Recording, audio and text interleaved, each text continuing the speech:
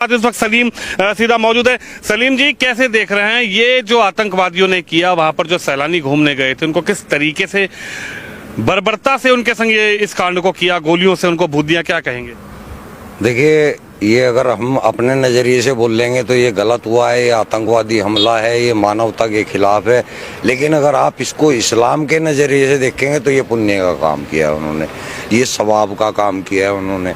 ये कुरान के स्क्रिप्चर सूरह तौबा की जो 5 आयत है उसके अंदर सेम टू सेम यही प्रक्रिया लिखी है कि काफिरों को जहाँ पाओ वहाँ देखो, उनको मारो, घात लगा करके उनको मारो। इन्होंने भी तो वही किया, घात लगा के मारा, बाकायदा उसकी रेकी हुई है। घात क्या इस्लाम में ही लिखा है, कुरान में ही लिखा है किस तरीके से निहत्थे लोगों को इस तरीके से देश के वासियों को भून दिया जाए, उनको मार दिया जाए? आइए, मैंने कुरान की तो आपको आयत बताई है, जो सूरह तौबा है, कुरान की 9वीं सूरह है और उसकी 5वीं आयत है।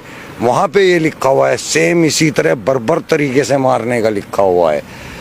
सेम ये लिखा हुआ है कि उनको मारो, जब तक मारो जब तक कि वो ला इलाहा इल्लल्लाह कलमा ना पढ़ ले या जजिया देना कबूल ना कर ले, तब तक मारो। यानी कि पूरे हिंदुस्तान के हिंदुओं का यही हसर होना है इस्लाम के अनुसार। इस्लाम के अंदर अल तकिया नाम की चीज़ होती है, आपने सुना होगा अल तकिया। अल तकिया वो चीज़ है जब इस्लाम के अंदर हमें कोई ऐसा काम करना होता है जो कि सामने लोगों को नाजायज़ दिख रहा है, तो आपको वहाँ लोगों को तो नाजायज़ बताना है लेकिन काम वो सवाब का करना है आपको। इसको बोला जाता है अल तकिया।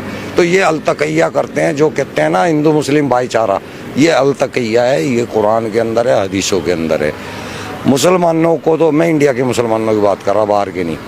मुसलमान इंडिया का जो है वो अनपढ़ है, उसको कुरान के बारे में कोई नॉलेज नहीं है। इसलिए अगर वो भाईचारे की बात कर रहा है तो वो ठीक कर रहा है, लेकिन वो इस्लाम के अनुसार गलत कर रहा है। इस्लाम के अंदर कोई भाईचारा इस टाइप का नहीं है। इस्लाम के अंदर केवल मुस्लिम मुस्लिम भाईचारा है, हिंदू मुस्लिम भाईचारा कोई नहीं है। आप पढ़ के देखें या किसी आलिम से बात करके देखें। अब मैं भी आलिम ही हूँ, मैं आपको बता रहा हूँ।